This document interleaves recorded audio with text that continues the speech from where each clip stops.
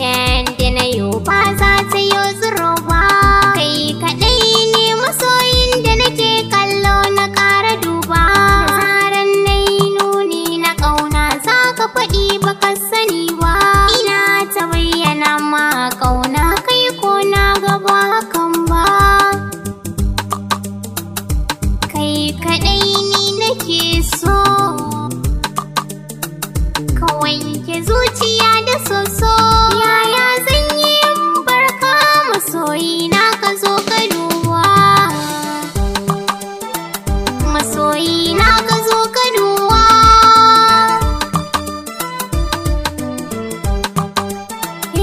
Ka zamto hujja gare ni duka samari sun yi duba. Kai kaɗai nake nunawa a tare ba zan yi mutunci ba. Ko cikin gidanmu da suka tambaye ni kai kaɗai na zaɓa. Kai kaɗai nake ta nuni, kar ka sanya zuci rauni. Babu yadda za na yo in ka guje ni ba za na so hakan ba. Ba za na so ake hakan ba.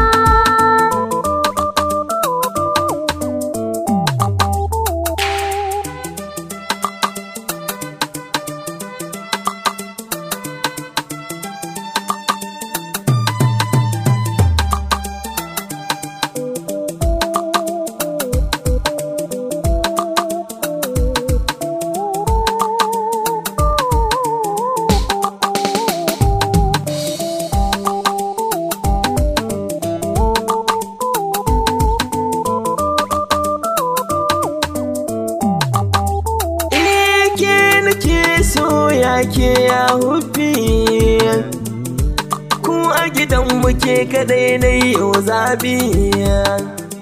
Kwantar da hankalin ki karki yo dabi, don zuciya ta kin cike duk wani gurbi. Soyayya zan miki babi babi, kare ki ce ba ni san ki ya hufi.